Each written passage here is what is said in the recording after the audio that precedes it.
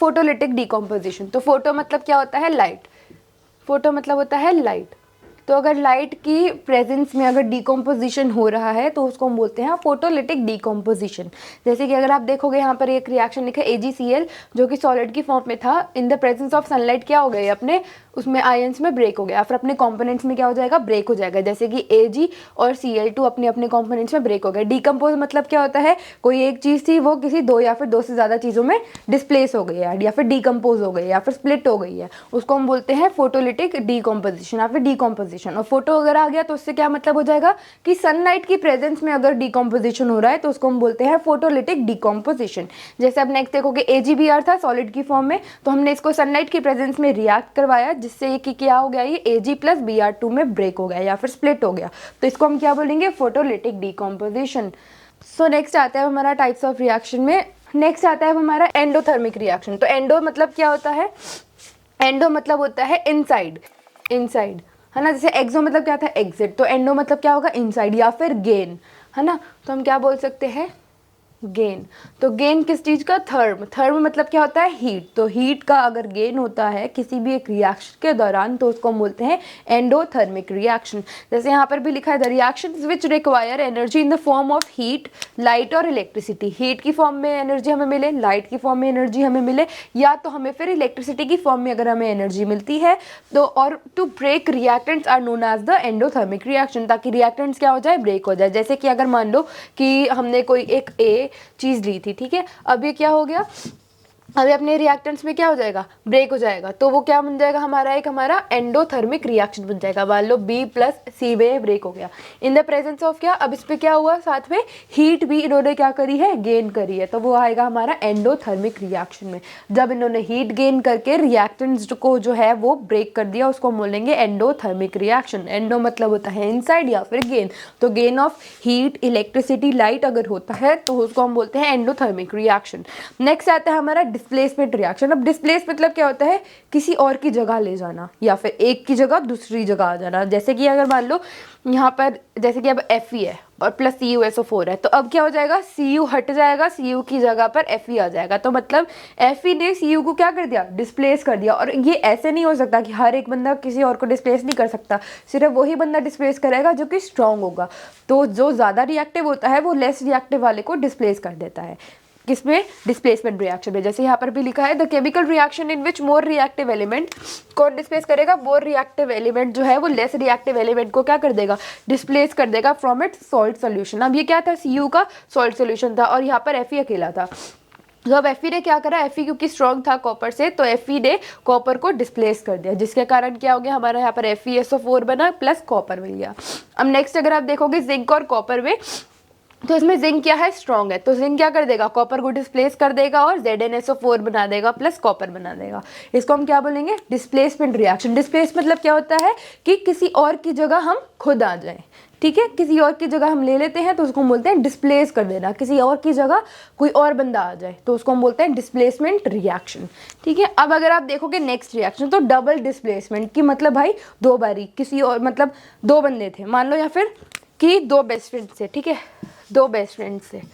अब ये वाले जो बेस्ट फ्रेंड थे इसमें एक और दो, हम इसको A और B मान लेते हैं और इसको हम C और D मान लेते हैं। तो अब होगा क्या? ये दोनों बेस्ट फ्रेंड्स हैं और ये दोनों भी बेस्ट फ्रेंड्स हैं, तो अब क्या होगा? अब इसका बेस्ट फ्रेंड इसका बेस्ट फ्रेंड बन जाएगा और ये इसका बेस्ट फ्रेंड अब इसका बेस्ट फ्रेंड बन जाएगा, विच मीन्स कि A और D है वो अब बेस्ट फ्रेंड बन गए थे। पहले कौन से? C और D थे, अब A और D बन गए हैं। और ये जो A और B थे बेस्ट फ्रेंड, अब किसके साथ बन जाएगा? B और C के साथ बन जाएगा। तो इसको हम क्या बोलेंगे? डबल डिस्प्लेसमेंट, मतलब कि दो बार डिस्प्लेसमेंट हुआ है, दोनों ने अपने पार्टनर्स को क्या करा है? बदल दिया है, ठीक है। जैसे अगर आप यहाँ पर देखोगे Na2SO4 प्लस BaCl2, तो अब ये क्या करेगा? Na की जगह पर क्या आ जाएगा? Ba आ जाएगा और Ba की जगह पर Na आ जाएगा। जैसे यहाँ पर देखो आप, Ba क्या था? पहले क्या था? Na2SO4, SO4 के साथ पहले था हमारा Na, अब कौन आ गया? Ba आ गया, तो BaSO4 प्लस NaCl पहले यहाँ पे क्या था BaCl2, अब यहाँ पर क्या आ गया Cl वाले के साथ अब Na आ गया, पहले Cl वाले के साथ Ba था और SO4 के साथ पहले Na था, अब यहाँ पर क्या आ गया है हमारा Ba आ गया है, जैसे BaSO4 प्लस NaCl। तो BaSO4 को हम क्या बोलते हैं बेरियम सल्फेट और NaCl को हम बोलते हैं सोडियम क्लोराइड। और यहाँ पर कैसे था पहले हमारा बेरियम क्लोराइड, अब क्या बन गया है सोडियम क्लोराइड, पहले यहाँ पर क्या था सोडियम सल्फेट, अब क्या है यहाँ पर हमारा बेरियम सल्फेट। तो ये हमारा डबल डिस्प्लेसमेंट में होता है कि जिसमें हमारा 2 बार चीज़ें डिस्प्लेस हो जाती है। अगर आप देखोगे नोट, तो नोट में क्या लिखा है white precipitate of BaSO4 is formed so it is known as the precipitation reaction. तो प्रेसिपिटेट मतलब क्या होता है, अगर किसी भी सोल्यूशन में एक नीचे थोड़ा सा इकट्ठा सा बच जाता है, कोई एक मतलब कैसे बोल सकते हो आप उसको मतलब थोड़ा सा जो बचा कुचा होता है उसको हम बोलते हैं प्रेसिपिटेट। जैसे मान लो मैंने ये वाला रिएक्शन कराया था, इसको हम A मान लेते हैं, इसको हम B मान लेते हैं, इसको C और इसको D। तो प्रेसिपिटेट किसका बन रहा है हमारा यहाँ पर बेरियम सल्फेट का। तो यहाँ पर क्या होगा ये सब कुछ तो आ गया, चलो ठीक है, हाँ हमने यहाँ पर A भी बना दिया B भी मिला दिया, तो हमें यहाँ पर C और D मिला था, जिसकी वजह से हमें यहाँ पर क्या मिला था C का क्या मिल गया प्रेसिपिटेट बन गया। D तो है ऊपर पर C का क्या मिल गया यहाँ पर हमारा इकट्ठा हो गया, तो उसको हम क्या बोलेंगे प्रेसिपिटेट बोलेंगे। नीचे जो सेटल डाउन हो जाता है वो हमारा बचता है प्रेसिपिटेट की फॉर्म में। तो इस रिएक्शन में हमारा प्रेसिपिटेट बन रहा है, इसलिए हम इसको क्या बोल सकते हैं प्रेसिपिटेशन रिएक्शन बोल सकते हैं। पर ऐसा नहीं होता है कि हर एक डबल डिस्प्लेसमेंट रिएक्शन जो होगा उसमें प्रेसिपिटेट बनेगा ही, या फिर हर एक मतलब प्रेसिपिटेशन रिएक्शन जो है वो डबल डिस्प्लेसमेंट भी होता है। इन्होंने बोला कि बस सिर्फ इस रिएक्शन में, ये जो रिएक्शन हो रहा है इसमें ही बेरियम का क्या बन रहा है हमारा प्रेसिपिटेट बन रहा है, जिसके कारण हमने इसको प्रेसिपिटेशन रिएक्शन भी कहा है। तो ये जो एग्जांपल है, एक तो ये डबल डिस्प्लेसमेंट का भी आपका हो जाएगा और ये प्रेसिपिटेशन में भी आपके काम आएगा, ठीक है। अब नेक्स्ट रिएक्शन आता है हमारा ऑक्सीडेशन। ये काफ़ी ज़्यादा इंपॉर्टेंट है, ठीक है। अगर कोई बच्चा साइंस लेगा तो उसको ये किस में काम आएगा, अपनी जो 11th क्लास है उसमें एक चैप्टर आता है रेडॉक्स रिएक्शन, तो उसमें काफ़ी ज़्यादा यूजफुल है, ठीक है। तो देखो अब ऑक्सीडेशन क्या होता है, रिडक्शन क्या होता है।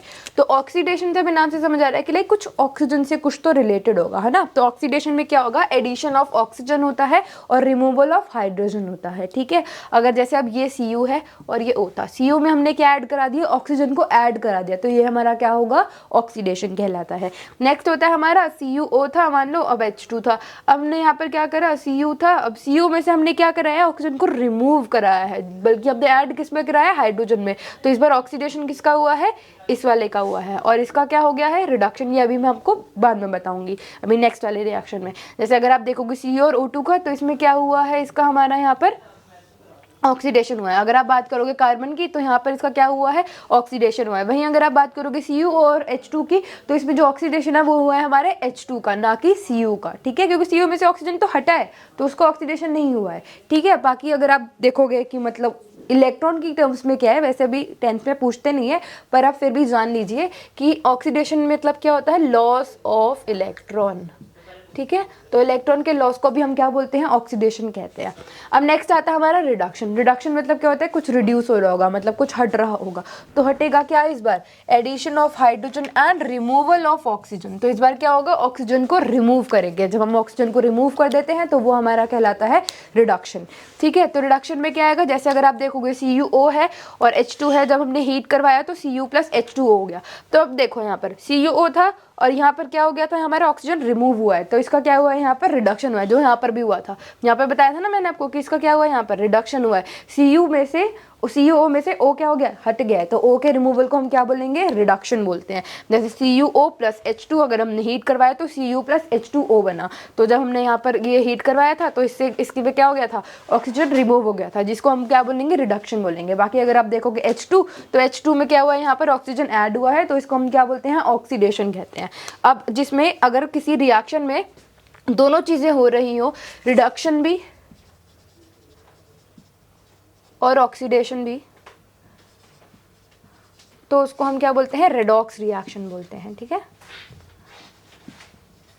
If in the same reaction oxidation and reduction is taking place, then it is known as redox reaction. ये हमारा रिडॉक्स रिएक्शन कहलाता है। और अगर मान लो किसी अगर सेम स्पीशीज़ का अगर मतलब ऑक्सीडेशन भी हो रहा हो, रिडक्शन भी हो रहा हो, तो उसको हम बोलते हैं डिसप्रपोर्शनेशन रिएक्शन, जो कि अभी हम आगे पढ़ने वाले हैं, ठीक है।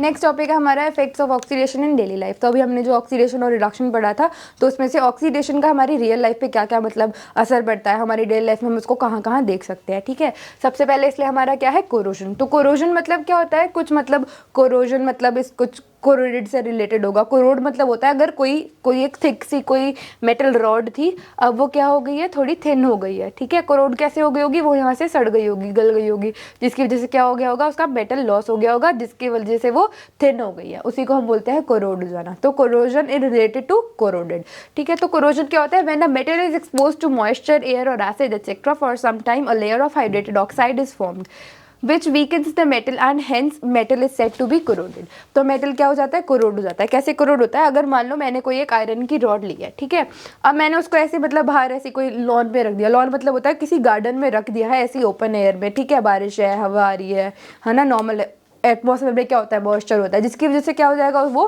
क्या होने लग जाएगी, थोड़ी खराब होने लग जाएगी, जिसकी वजह से उसमें थोड़ा बहुत क्या होने लग जाएगा, जंग लग जाएगा, जिसकी वजह से वो फिर क्या हो जाएगी, थोड़ी थोड़ी मतलब कोरोड होने लग जाएगी, कोरोड मतलब पतली होने लग जाएगी, और फिर वो झड़ने लग जाएगी, उसका जो मेटल है वो क्या होने लग जाएगा, ब्रेक होने लग जाएगा, फिर वो जो रॉड ब्रेक होती है उस फिनोमेना को हम बोलते हैं कोरोजन हो जाता है, ठीक है।